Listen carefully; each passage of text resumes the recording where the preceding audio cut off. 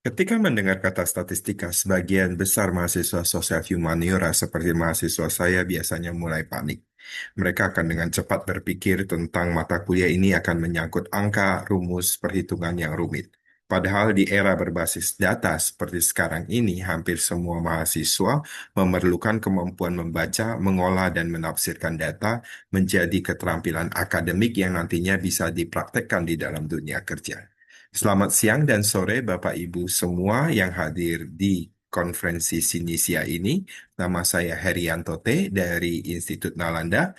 Pada kesempatan ini saya ingin menyampaikan isi makalah saya tentang penguatan kompetensi statistik mahasiswa pendidikan keagamaan Buddha melalui aplikasi dan pembelajaran berbasis praktik. Penelitian ini dilakukan pada mahasiswa S1 Pendidikan Keagamaan Buddha yang mengikuti perkuliahan statistik secara daring, dan tujuan dari penelitian ini adalah melihat sejauh mana pembelajaran statistik berbasis aplikasi dan praktik langsung dapat meningkatkan kemampuan mahasiswa sekaligus melihat perubahan persepsi mereka terhadap statistik setelah mereka belajar. Penelitian ini menggunakan pendekatan kuantitatif deskriptif dengan model satu kelompok pasca perlakuan, jadi model tes satu kelompok pasca perlakuan, dan populasi penelitian terdiri atas 46 mahasiswa, dan karena eh, responden dipilih berdasarkan partisipasi sukarela, hanya 40 mahasiswa yang dilibatkan di dalam studi ini. Sedangkan intervensi pembelajaran dilakukan selama 1 semester melalui pembelajaran berbasis studi kasus dan praktik langsung terbimbing oleh saya sendiri. Dan mahasiswa tidak hanya mempelajari konsep statistik, tetapi juga menggunakan berbagai perangkat lunak statistik dan mengolah data real atau data nyata, dan kegiatan ini menekankan pada interpretasi luaran hasil analisis. Dan instrumen penelitian yang digunakan di sini adalah nilai UTS dan UAS, dan juga kuesioner evaluasi diri yang disebarkan melalui Google Form setelah kegiatan UAS selesai dilaksanakan. Dari hasil penelitian, di sini kita bisa lihat adanya peningkatan nilai yang cukup besar antara UTS dan UAS, di mana UTS rata-rata siswa adalah 67,67 dan UAS-nya adalah 95,90. Di sini artinya ada peningkatan sekitar 28,23 poin. Dan angka seperti ini sebenarnya menunjukkan bahwa pembelajaran berbasis aplikasi dan interpretasi di kegiatan setelah UTS itu bisa mencapai penguasaan materi yang cukup baik. Namun ada temuan yang sangat menarik di mana meskipun nilai UAS dan UAS ini khususnya itu adalah sangat tinggi, tetapi kepercayaan diri mahasiswa terhadap kemampuan statistiknya saat evaluasi diri dilakukan hanya berada pada kategori cukup mampu dan mampu. Nah, hasil lain yang bisa kita lihat di sini adalah berdasarkan pada ranah kompetensi kemampuan, di mana ada ranah teknis, ranah interpretasi, dan ranah komunikasi. Di sini pada ranah interpretasi dan ranah komunikasi bisa dilihat sebagian besar berada pada kategori sedang, dan kemampuan teknis berada di tingkat tinggi. Selain itu, di sini kita juga bisa lihat di tabel yang kedua terkait dengan penguasaan kemampuan dasar statistik dan aplikasi nyata. Hampir sebagian besar mahasiswa memilih jawaban 4 dan 5, yang artinya setelah proses belajar mereka merasa bahwa kemampuan dasar statistik mereka sangat meningkat, dan aplikasi nyata di dalam dunia praktik juga bisa mereka lakukan dengan baik. Hasil berikut yang ingin saya tunjukkan adalah tentang penggunaan perangkat lunak dan pemahaman konsep dasar statistik yang juga sama-sama sangat penting mempengaruhi kemampuan mahasiswa di dalam belajar statistik. Di sini bisa kita lihat ketika ditotalkan ya, pada skor 4 dan 5 bahwa sebagian besar mahasiswa 65% uh, berada pada skor tinggi di dalam kemampuan menggunakan perangkat lunak. Sedangkan 60% mahasiswa juga berada pada skor yang sangat tinggi ketika mereka menilai kemampuan mereka di dalam memahami konsep dasar statistik. Jelas bahwa aplikasi statistik atau perangkat lunak di sini sangat membantu mereka di dalam menerapkan konsep-konsep dasar statistik yang telah mereka pelajari. Selain itu, di sini juga dikatakan bahwa dukungan dosen dan fasilitas kampus sebenarnya sangat penting. Dan hanya saja di sini, menurut sebagian kecil ya sebenarnya dari mahasiswa, bahwa kampus masih memiliki keterbatasan di dalam penyediaan fasilitas untuk mendukung mereka di dalam proses belajar. Nah, berdasarkan hasil penelitian ini, kita bisa simpulkan bahwa pembelajaran statistik berbasis aplikasi dan praktik langsung itu sangat efektif untuk meningkatkan nilai akademik mahasiswa. Namun, di dalam penerapannya masih dibutuhkan latihan-latihan menggunakan kasus dari dunia nyata, kemudian peningkatan kemampuan mereka di dalam mengkomunikasikan hasil penelitian dengan menggunakan data statistik di dalam laporan. Selain itu juga tidak kalah penting itu adalah peningkatan infrastruktur dari kampus agar mahasiswa bisa belajar dengan baik di dalam pelaksanaan praktek terbimbingnya. Demikian yang bisa saya sampaikan. Semoga presentasi ini uh, bermanfaat dan terima kasih telah menyimak.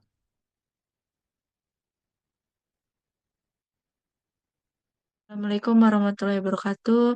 Selamat pagi teman-teman semua. Selamat pagi Bapak, Ibu, serta para panitia yang telah menyediakan sesi untuk conference artikel ilmiah ini. Perkenalkan untuk kesempatan kali ini saya Aksa Dala Arsyada dari Prodi Bimbingan dan Konseling Fakultas Ilmu Pendidikan Universitas Negeri Surabaya akan memaparkan hasil dari artikel ilmiah saya yang berjudul Kerahasiaan BK di Mata Siswa Antara Harapan, Ruang Aman, dan Ancaman Pengkhianatan.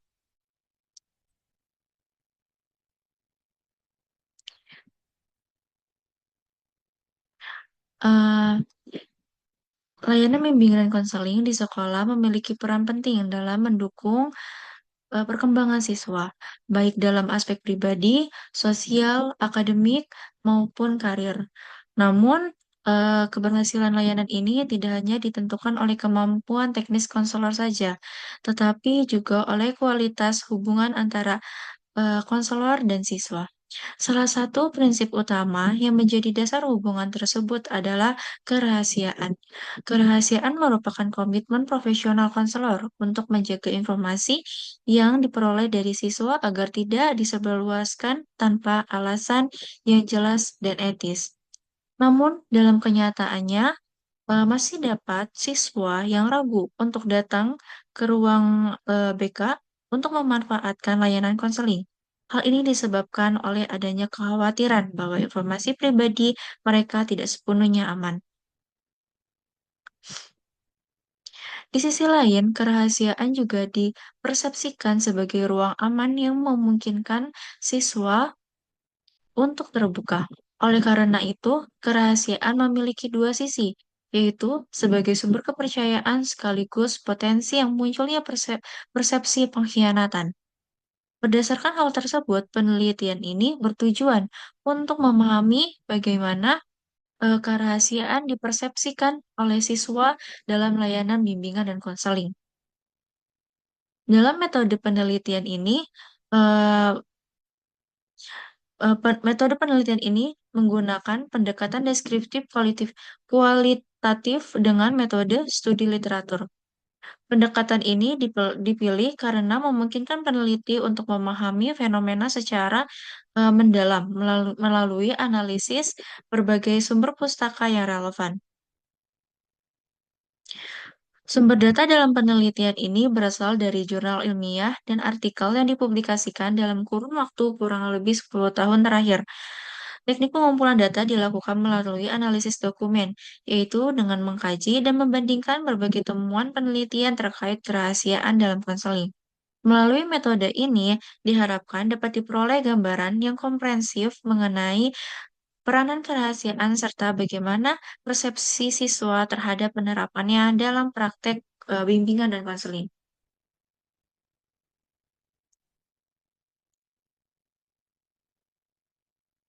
Lalu di sini ada konsep dan pentingnya. Kerahasiaan merupakan prinsip dasar dalam layanan bimbingan dan konseling yang mengharuskan konselor menjaga semua informasi yang diperoleh dari siswa. Artinya, setiap cerita, permasalahan, maupun kondisi pribadi siswa harus diperlakukan sebagai informasi yang bersifat privat dan tidak boleh disampaikan kepada pihak lain tanpa alasan yang jelas serta pertimbangan profesional. Prinsip ini bukan hanya sekedar aturan, tetapi juga merupakan bentuk tanggung jawab etis sebagai bentuk etis dari seorang konselor. Melalui penerapan kerahasiaan, hubungan antara konselor dan siswa dapat dibangun atas dasar kepercayaan. Ketika siswa sudah merasa percaya, mereka akan lebih terbuka dalam menggunakan masalah yang sebenarnya mereka hadapi. Sebaliknya, jika kerahasiaan tidak dijaga, siswa akan merasa ragu, takut, bahkan enggan untuk datang ke layanan konseling. Dengan demikian, kerahasiaan tidak hanya berfungsi sebagai prinsip etika, tetapi juga sebagai faktor yang sangat menentukan efektivitas proses konseling itu sendiri.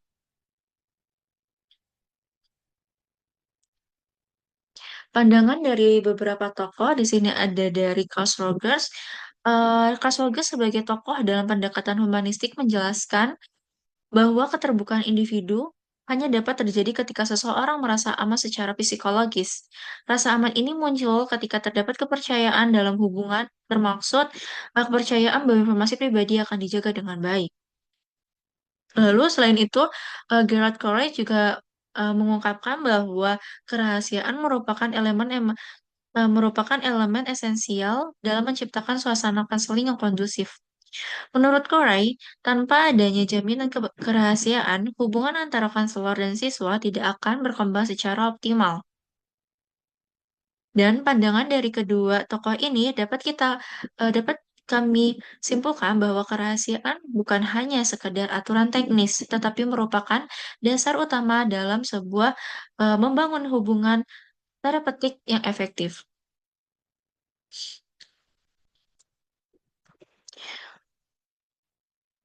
Peran dan tantangan, peran dan tantangan.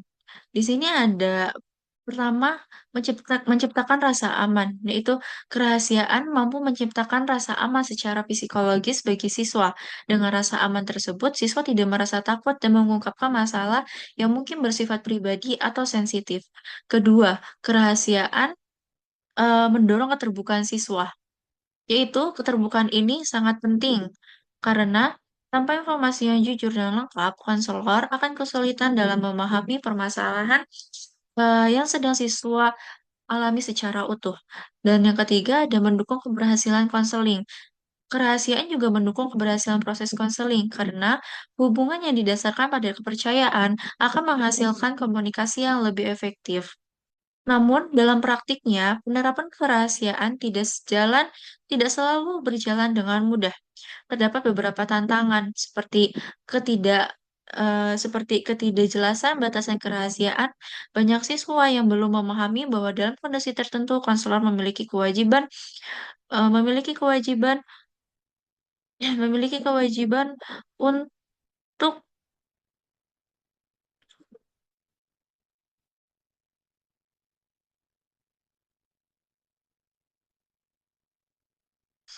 membuka informasi. Misalnya jika berkaitan dengan keselamatan siswa. Selain itu, praktiknya ini juga tidak konsisten. Dari konselor juga dapat menurunkan kepercayaan siswa.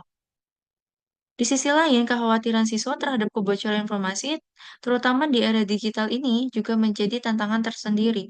Jika tantangan-tantangan ini tidak dikelola dengan baik, maka dapat menimbulkan perspektif negatif dari siswa terhadap layanan bimbingan dan konseling. Tanpa adanya kerahasiaan, hubungan antara konselor dan siswa tidak akan berjalan secara optimal, sehingga tujuan konseling sulit untuk dicapai. Namun, demikian penerapan kerahasiaan juga harus dilakukan secara tepat, yaitu dengan memperhatikan batasan-batasan yang ada serta dikomunikasikan secara jelas kepada siswa.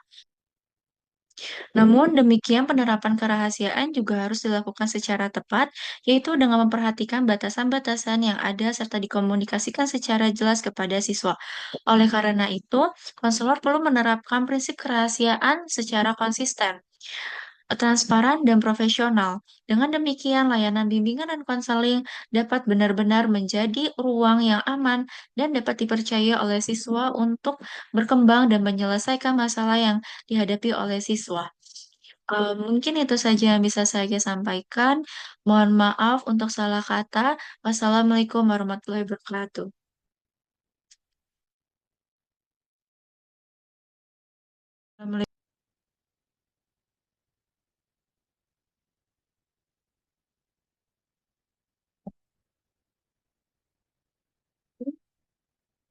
Assalamualaikum warahmatullahi wabarakatuh. Selamat pagi dan salam sejahtera untuk kita semua. Perkenalkan, saya Zulfi Nurullah Mayasari dari Universitas Negeri Surabaya.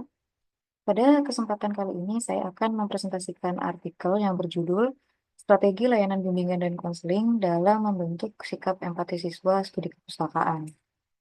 Penelitian ini membahas bagaimana layanan BK di sekolah dapat membantu siswa mengembangkan sikap empati sebagai bagian penting dari perkembangan sosial dan emosional. Oke, mungkin kita bisa langsung saja. Yang pertama di sini adalah latar belakang.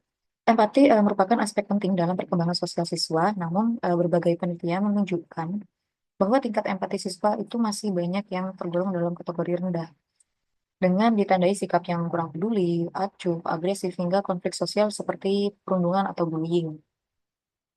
Kondisi ini menunjukkan perlunya intervensi yang tepat melalui layanan bimbingan dan konseling yang tidak hanya bersifat kuratif atau menyembuhkan, tetapi juga preventif, yaitu mencegah untuk membantu siswa dalam mengembangkan empati secara optimal. Empati adalah kemampuan seseorang untuk memahami dan merasakan apa yang sedang dialami oleh orang lain. Di lingkungan sekolah, empati itu sangat penting karena bisa membantu siswa untuk saling menghargai, bekerja sama, dan menjaga hubungan sosial yang baik. Tetapi pada kenyataannya masih banyak sekali ditemukan bahwa yang banyak siswa yang tingkat empatinya masih tergolong rendah. Hal ini itu bisa dilihat dari sikapnya kurang peduli terhadap teman, kemudian juga cuek terhadap lingkungan sekitar, sampai muncul konflik sosial seperti saling mengejek atau bahkan bullying. Nah, jika kondisi ini dibiarkan, tentu bisa berdampak yang kurang baik terhadap suasana belajar di sekolah. Oleh karena itu, dibutuhkan upaya yang tepat untuk membantu siswa dalam meningkatkan empatinya, salah satunya melalui layanan bimbingan dan konseling. Layanan BK bukan hanya menangani masalah siswa, tetapi juga berperan dalam pengembangan karakter positif. Berikutnya ada tujuan. Yang pertama, untuk mengkaji berbagai strategi layanan BK yang bisa digunakan dalam membentuk empati siswa. Yang kedua, untuk mengetahui metode atau strategi yang paling efektif berdasarkan hasil penelitian sebelumnya atau penelitian terdahulu.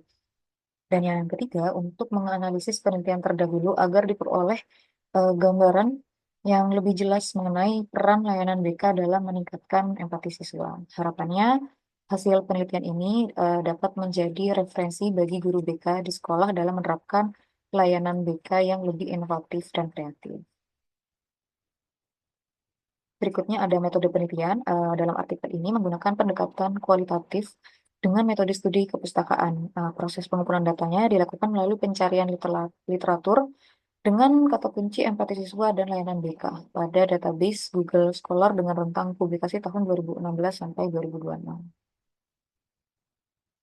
Penelitian ini menggunakan metode studi kepustakaan atau library research, yang artinya penelitian ini dilakukan dengan mengumpulkan dan mengkaji berbagai jurnal atau artikel ilmiah yang relevan dengan topik penelitian. Oke, sumber literatur dicari melalui Google Scholar menggunakan kata kunci seperti empati siswa dan layanan BK dengan rentang tahun publikasi dari tahun 2016 sampai 2026 atau dalam kurun waktu 10 tahun terakhir. Setelah itu, artikel yang sesuai dipilih dan dianalisis menggunakan teknik content analysis, yaitu dengan melihat isi penelitiannya, kemudian membandingkan hasilnya, lalu menyusun kesimpulan. Baik, berikutnya ada hasil dan pembahasan. Berdasarkan hasil kajian dari berbagai penelitian, dapat diketahui bahwa layanan bimbingan dan konseling itu dapat memberikan pengaruh positif terhadap peningkatan empati siswa. Mayoritas penelitian juga menunjukkan adanya perubahan yang signifikan setelah siswa mendapatkan layanan BK. Ada beberapa strategi yang terbukti efektif, yang itu ada yang pertama ada sosiodrama dan role playing. Dalam metode ini, siswa bermain peran, jadi mereka itu bisa belajar memahami perasaan orang lain secara tidak langsung melalui bermain peran. Kemudian ada konseling teman sebaya, siswa biasanya itu lebih nyaman bercerita kepada teman yang seusia, itu sehingga prosesnya dapat lebih terbuka dan kita dapat menggali masalahnya dengan lebih mendalam. Kemudian yang ketiga adalah konseling individual, yaitu membantu siswa memahami dirinya sendiri dan orang lain secara lebih mendalam. Kemudian ada juga media film dan audio visual. Dari film atau video, siswa itu bisa belajar nilai kepedulian dan melihat sudut pandang orang lain melalui pemaknaan atau pesan yang terkandung dalam video tersebut.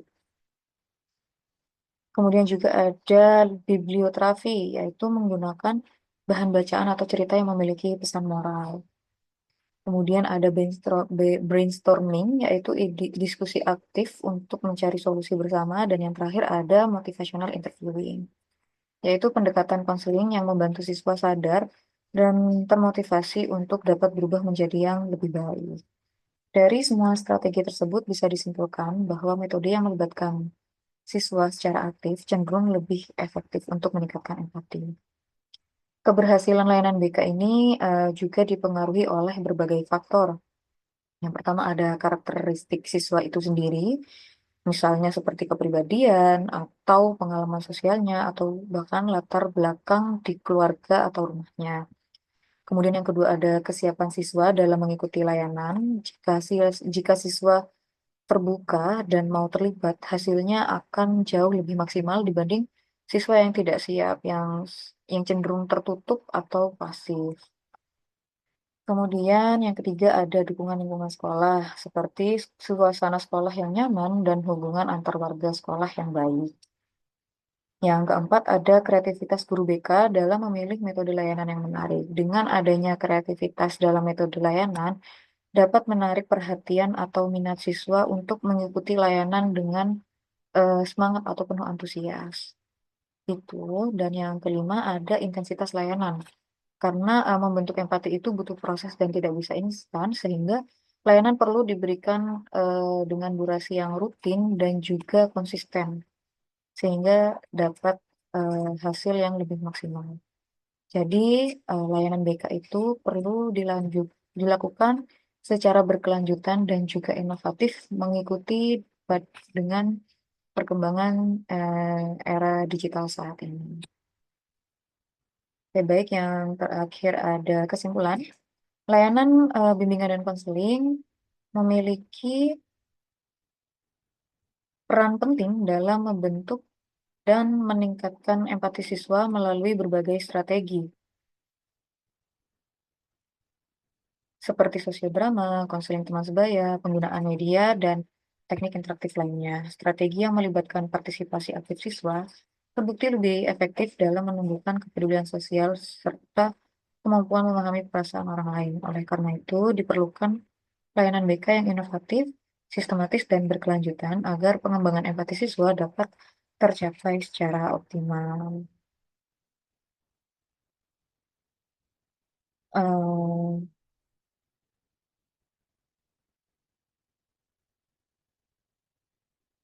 Baik, mungkin itu saja yang dapat saya sampaikan. Terima kasih atas perhatian dan waktu yang diberikan oleh Bapak, Ibu, dan teman-teman semua Mohon maaf apabila masih terdapat kekurangan dalam penyampaian presentasi maupun artikelnya. Wassalamualaikum warahmatullahi wabarakatuh.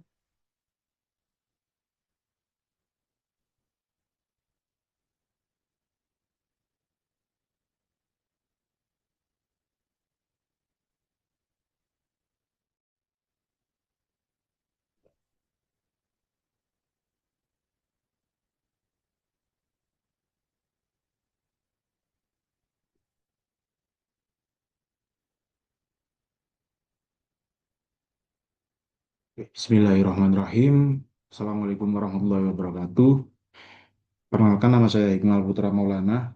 Di sini saya sebagai presenter melalui National Conference yang diadakan oleh Sinesia. Langsung saja untuk presentasi saya yang berdasarkan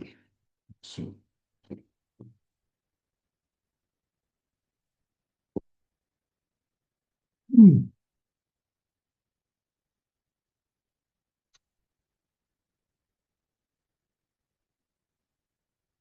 Oke, Bismillahirrahmanirrahim. Assalamualaikum warahmatullahi wabarakatuh. Perkenalkan, nama saya Hikmal Putra Maulana. Saya selaku salah satu presenter yang mengikuti National Conference Sinersia Foundation. Oke, langsung saja. Saya akan membawakan presentasi tentang peran emosi dan konsep diri siswa terhadap proses dan hasil belajar. Oke, langsung saja. Eh, Latar belakang menurut yang saya amati di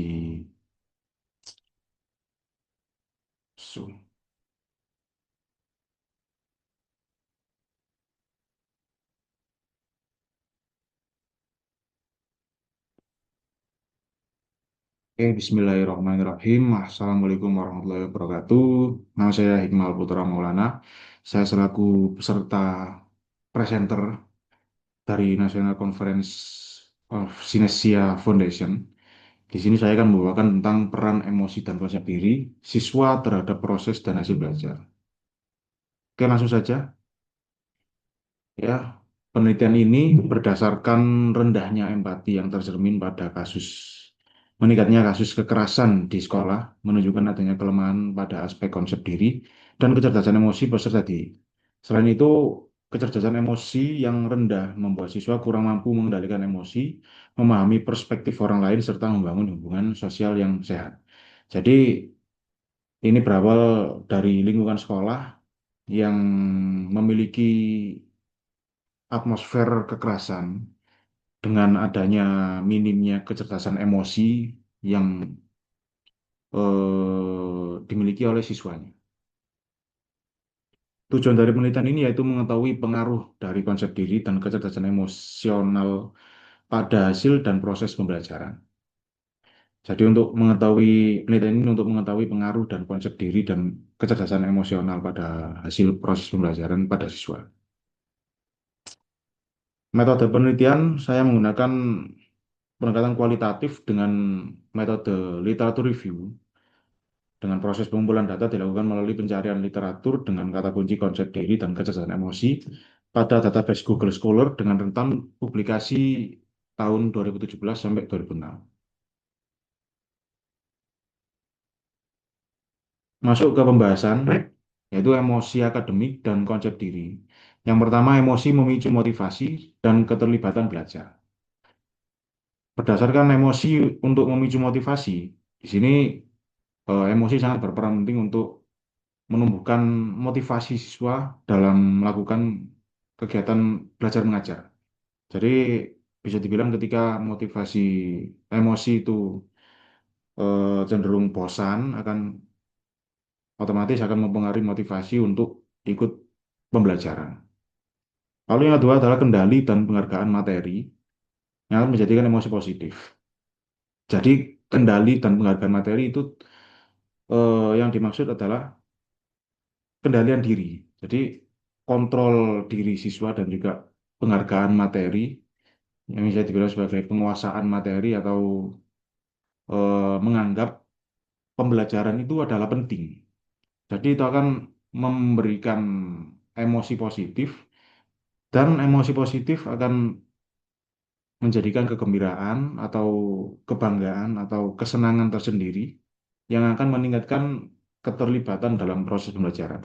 Yaitu yang nomor tiga, emosi positif akan meningkatkan keterlibatan. Jadi ketika emosi tersebut positif, cenderung termotivasi, akan otomatis meningkatkan keterlibatan dalam proses pembelajaran.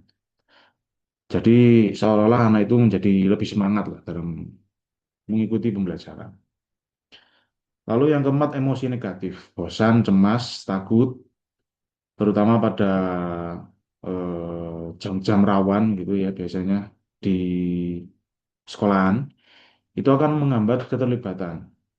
Jadi kebalikan dengan emosi positif, emosi negatif ini akan menurunkan keterlibatan dalam pembelajaran dari penghambatan itu tadi. Jadi anak itu cenderung tidak suka dalam pembelajaran tersebut. Lalu yang keempat adalah konsep diri akademik tinggi akan mempengaruhi kendali lebih baik, emosi positif lebih sering. Jadi konsep diri akademik tinggi, konsep diri ini menjadikan kontrol diri siswa itu lebih baik dan emosi positif yang lebih sering. Jadi konsep diri itu juga mempengaruhi eh, adanya emosi tersebut. Dimana ketika konsep diri akademik tinggi itu akan menimbulkan kepercayaan diri. Dan kepercayaan diri akan menimbulkan emosi positif dan akan cenderung memberikan motivasi untuk melakukan pembelajaran. Lalu yang keenam, keyakinan memahami ide baru untuk memperkuat keterlibatan. Jadi konsep diri dan juga emosi akan menambah keyakinan memahami ide baru. Jadi murid akan mendapatkan ide atau terobosan ketika pembelajaran, ketika mereka memiliki emosi yang negatif, emosi yang positif dan juga konsep diri yang cenderung baik, itu akan mempengaruhi kepercayaan dirinya untuk mengutarakan ide tersebut dan otomatis memperkuat keterlibatan dalam pembelajaran. Jadi bisa diterima di sini untuk emosi dan juga konsep diri sangat mempengaruhi dalam proses pembelajaran. Oke, next untuk kesimpulan, konsep diri positif dan kecerdasan emosi merupakan dua aspek yang saling melengkapi dalam mendukung keberhasilan belajar siswa. Konsep diri positif mendorong individu untuk menilai dirinya secara konstruktif, berani mengambil risiko, optimis, dan percaya diri dalam menetapkan tujuan hidup. Sementara itu, kecerdasan emosi membantu siswa mengendalikan perasaan, berpikir objektif, serta menghadapi tantangan dengan kematangan. Ketika kedua aspek ini berpadu, siswa mampu mengenali dan mengatur emosi secara tepat, sehingga tercipta pola belajar yang lebih efektif, fokus, dan adaptif. Hasilnya mereka memiliki motivasi berprestasi yang tinggi, mampu mengantisipasi masalah secara kritis, serta siap menghadapi dinamika pembelajaran dengan lebih percaya diri. Di sini sudah tertera, yaitu ketika kedua aspek ini berpadu, siswa akan mampu mengenali dan mengatur emosi secara tepat. Jadi bisa dibilang ketika konsep diri dan kecerdasan emosi ini memiliki sifat yang positif, akan sangat mempengaruhi kepercayaan diri siswa tersebut dan juga motivasi untuk belajar siswa tersebut dan juga menunjang dari segi apapun yang ketika siswa tersebut ingin menyampaikan lalu ingin berpendapat dalam pembelajaran, ketika mereka memiliki konsep diri dan emosi yang positif, maka kepercayaan diri akan meningkat dan argumen tersebut berhasil disampaikan. Dan itu akan sangat mengakibatkan kepada keterlibatan dalam proses pembelajaran di kelas. Cukup itu, terima kasih hasil penelitian yang saya kerjakan, yang saya teliti. Oleh karena itu, saya pamit undur diri. Saya Iqbal Putra Maulana, ucapkan terima kasih yang sebesar-besarnya. Wassalamualaikum warahmatullahi wabarakatuh.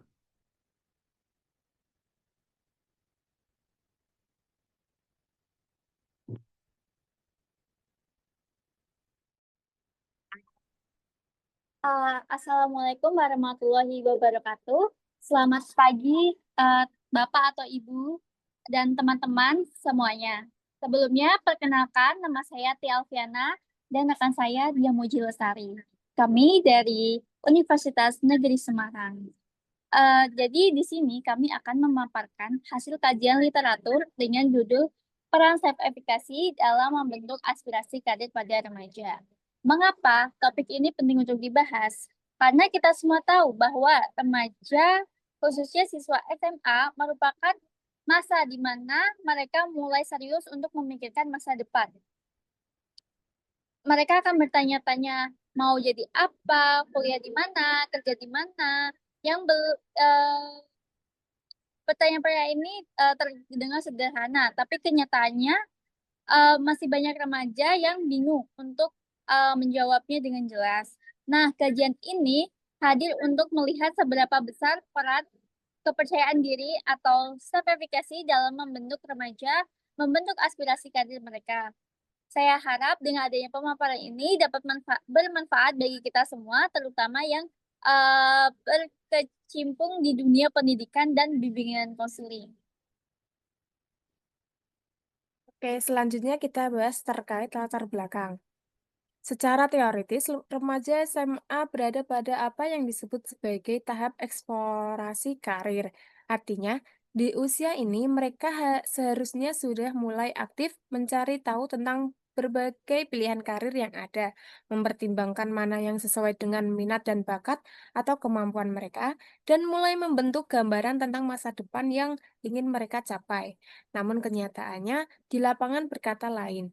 Berdasarkan penelitian Al-Bahrani dan kawan-kawan pada tahun 2020, ditemukan banyak remaja masih belum bisa memahami dengan baik arah karir yang ingin mereka tempuh. Bahkan yang lebih mengkhawatirkan, sebagian dari mereka justru memilih bidang karir yang sama sekali tidak sesuai dengan potensi dan karakteristik yang mereka miliki.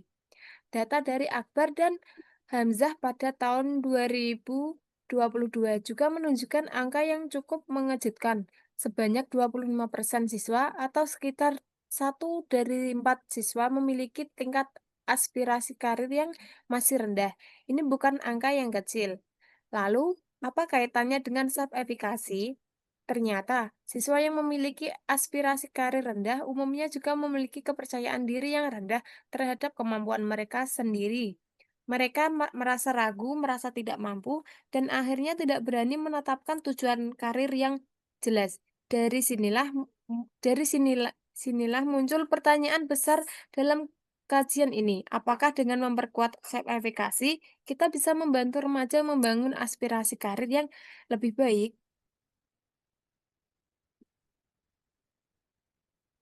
Oke, untuk selanjutnya itu ada metode penelitian. Di sini metode penelitian kami menggunakan metode studi kepustakaan yang dimana kita mengumpulkan dan menelaah berbagai teori dan informasi dari sumber literatur yang relevan. Sumber data yang kami cari itu melalui buku, jurnal, dan artikel ilmiah yang berkaitan dengan self-efficacy dan aspirasi karir.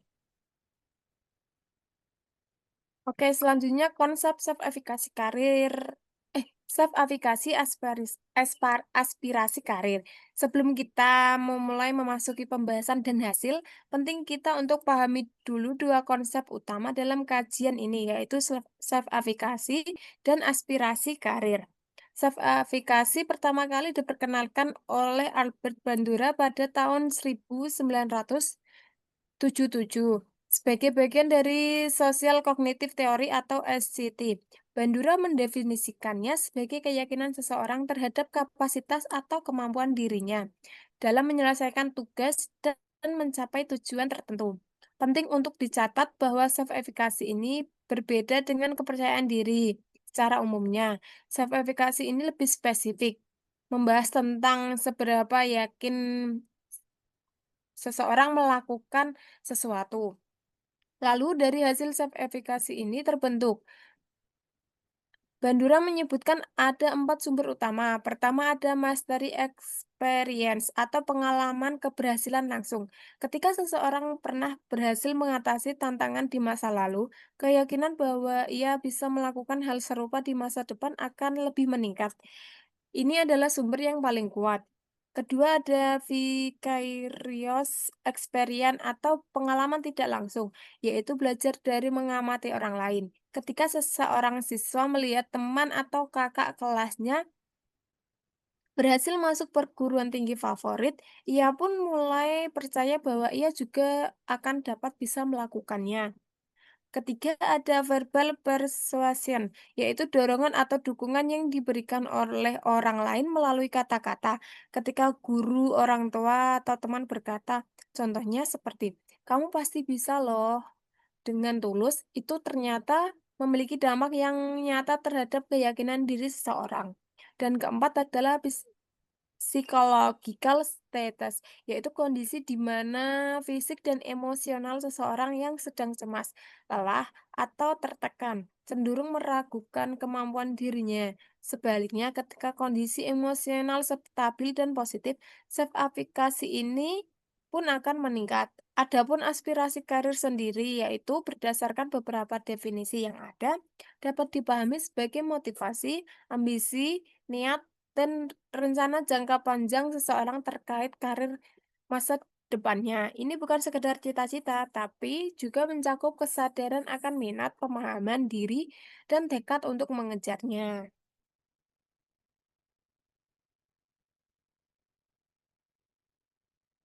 Next.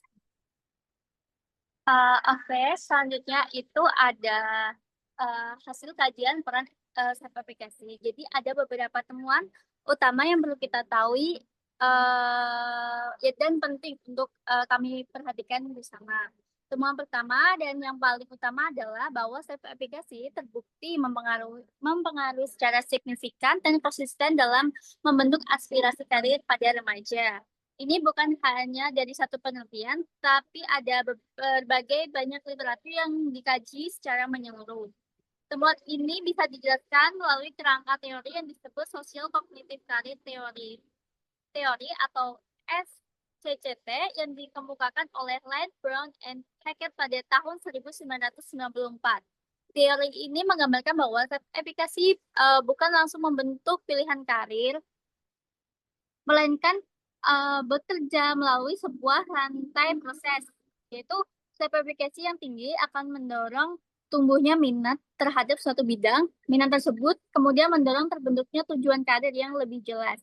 Dan akhirnya tujuan itulah yang mengarahkan pilihan karir seseorang. Jadi self-efficacy merupakan titik awal dari segalanya. Oke, yang menarik dari sebuah penelitian korelasional terhadap siswa SMP yang dilakukan oleh Rafiko dan kawan-kawan pada tahun 2025 menemukan bahwa self-efficacy menyumbang sebesar 28,9% dalam menentukan pilihan karir siswa. Angka ini cukup besar dan menunjukkan kontribusi yang substansial. Satu hal yang perlu kita tekankan adalah bahwa self-efficacy bukanlah sesuatu yang sudah ada dan tidak bisa berubah. Self-efficacy itu berbentuk dinamis. Ia bisa tumbuh, bisa melemah, dan yang terpenting bisa diperkuat melalui intervensi yang tepat. Ini artinya kita sebagai pendidik dan konselor memiliki peran yang penting dalam membentuk siswa.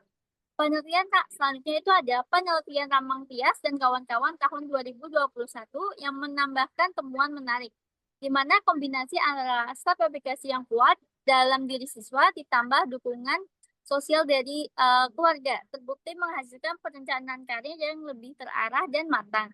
Jadi tidak cukup hanya dari sekolah saja, keterlibatan keluarga juga sangat penting untuk membentuk self-efficacy pada siswa. Terakhir, yaitu satu fakta yang cukup mengkhawatirkan dari kajian ini, yaitu setelah pandemi COVID-19, jumlah remaja yang memiliki kejelasan rencana karir meningkat hampir 2 kali lipat dibanding sebelumnya. Dan kondisi ini ditemukan di berbagai negara. Ini menunjukkan bahwa penguatan self-efficacy bukan lagi sekedar kebutuhan, melainkan sudah menjadi keharusan sebagai bentuk dukungan psikologis bagi remaja yang menghadapi ketidakpastian.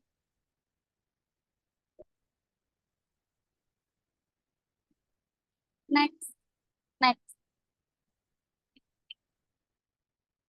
Maaf, ada kendala nggak bisa di next.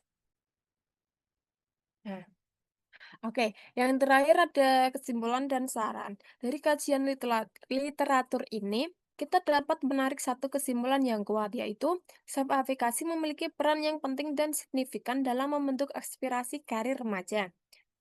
Remaja yang memiliki keyakinan tinggi terhadap kemampuan dirinya terbukti mampu menetapkan tujuan karir yang lebih jelas, lebih realistis, dan lebih terarah.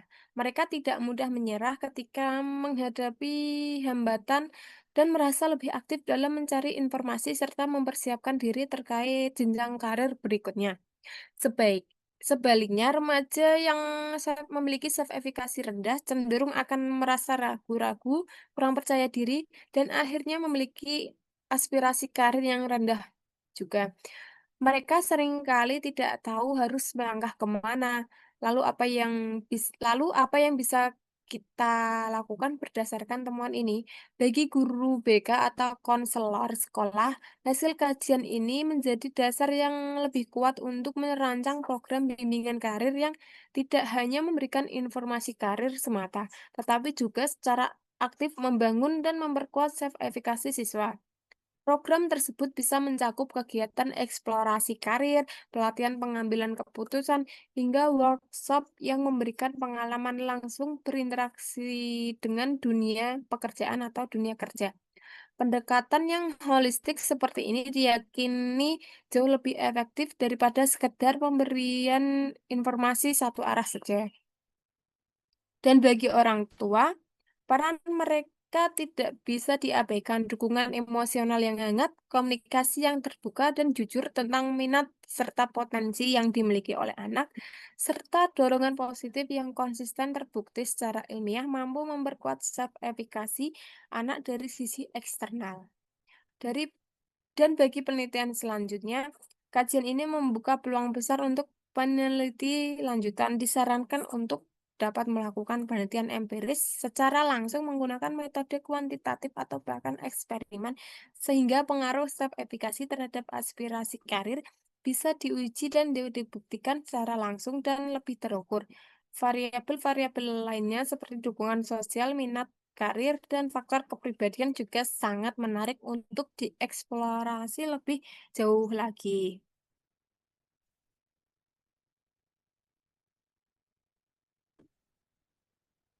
Mungkin demikian pemaparan dari kami. Semoga kajian ini memberikan kontribusi nyata, khususnya dalam upaya kita bersama membantu remaja Indonesia menemukan arah karir mereka dengan penuh keyakinan. Terima kasih atas perhatiannya. Adapun salah kata yang disengaja maupun tidak disengaja, mohon dimaafkan. Dari kami tutup. Wassalamualaikum warahmatullahi wabarakatuh.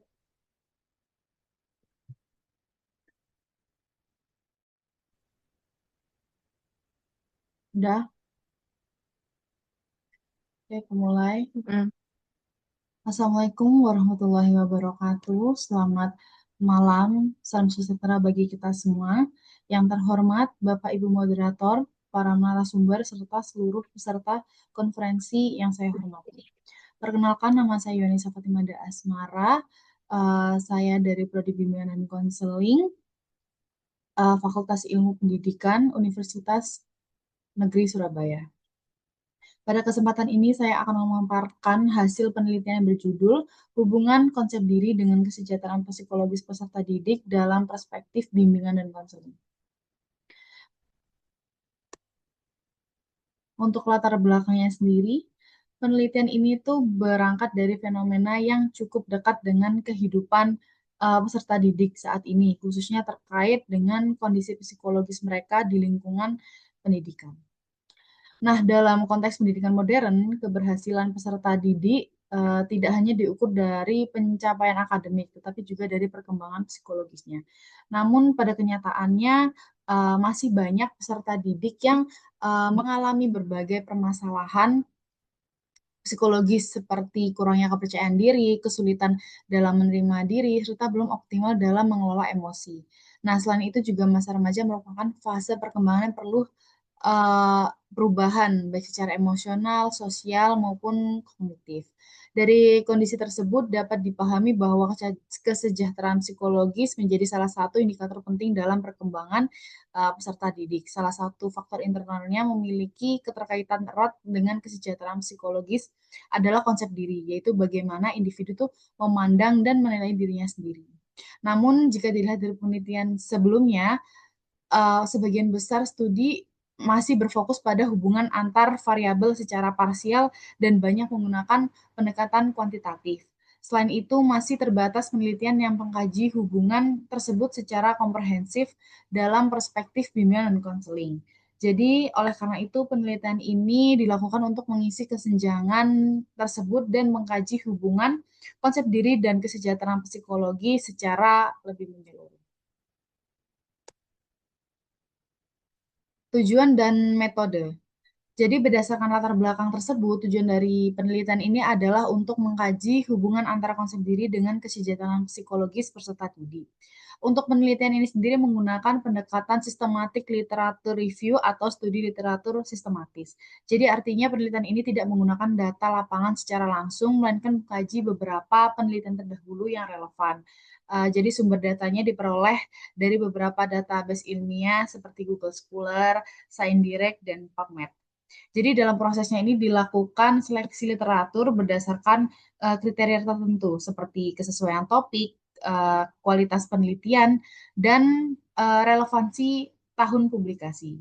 Dan selanjutnya data dianalisis menggunakan teknik konten analisis, yaitu dengan mengidentifikasi pola, tema, serta hubungan antara konsep diri dan kesejahteraan psikologis dari berbagai penelitian yang dikaji.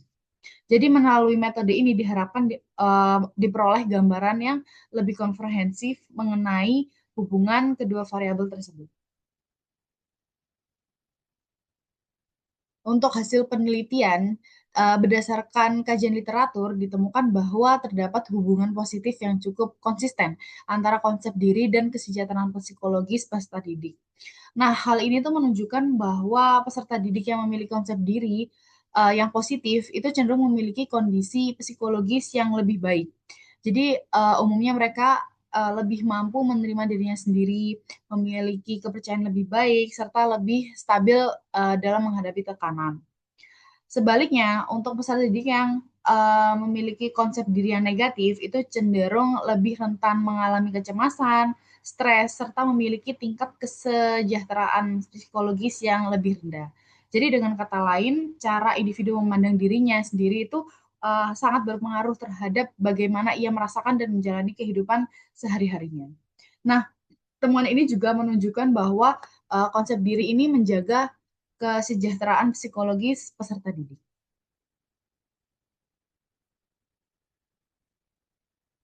Jika dilihat lebih mendalam, hasil penelitian ini menunjukkan bahwa kesejahteraan psikologis peserta didik itu umumnya berada pada kategori sedang. Nah, hal ini tuh menunjukkan bahwa peserta didik ini telah memiliki kemampuan adaptasi yang cukup baik, namun masih terdapat beberapa aspek yang belum berkembang secara optimal, terutama dalam hal pengelolaan emosi, penerimaan diri, dan penentuan tujuan hidup. Selain itu juga hubungan antara konsep diri dan juga kesejahteraan psikologis ini bersifat tunggal. Jadi terdapat faktor lain yang turut mempengaruhi seperti dukungan sosial, lingkungan, keluarga, serta kondisi sekolah. Nah, dalam konteks ini, layanan bimbingan konseling ini memiliki peran yang sangat penting. Jadi, bimbingan konseling ini tidak hanya berfungsi untuk membantu peserta didik dalam menyelesaikan masalah, tetapi juga berperan dalam mencegah serta mengembangkan potensi diri. Melalui layanan ini diharapkan peserta didik dapat lebih memahami dirinya sendiri, mengembangkan konsep diri yang positif, serta meningkatkan kesejahteraan psikologis secara menyeluruh. Baik, untuk kesimpulannya, berdasarkan hasil penelitian yang telah dilakukan, dapat disimpulkan bahwa konsep diri memiliki hubungan yang sangat positif dengan kesejahteraan psikologis peserta didik. Nah, hal ini itu menunjukkan bahwa semakin positif cara peserta didik memandang dirinya, maka semakin baik pula kondisi psikologis yang mereka rasakan. Namun dengan demikian kondisi tersebut itu belum sepenuhnya optimal sehingga masih diperlukan upaya pengembangan yang berkelanjutan. Nah, selain itu, kesejahteraan psikologis juga tidak hanya dipengaruhi oleh faktor internal, tapi juga faktor eksternal seperti lingkungan sosial dan dukungan orang di sekitar. Nah, oleh karena itu, diperlukan peran aktif dari berbagai pihak, khususnya sekolah dan layanan bimbingan konseling dalam mendukung perkembangan peserta didik. Sebagai penutup, dapat disimpulkan bahwa konsep diri ini memiliki hubungan yang positif dengan kesejahteraan psikologis peserta didik. Hal ini tuh menunjukkan bahwa semakin positif cara peserta didik memandang dirinya, maka semakin baik pula kondisi psikologis yang mereka rasakan. Jadi oleh karena itu penguatan konsep diri ini menjadi salah satu langkah penting untuk mendukung kesejahteraan psikologis peserta didik, khususnya melalui layanan bimbingan dan konseling di sekolah. Demikian yang dapat saya sampaikan. Terima kasih atas perhatian Bapak dan Ibu. Mohon maaf jika ada salah kata yang tadi tidak sengaja terucap. Wassalamualaikum warahmatullahi wabarakatuh.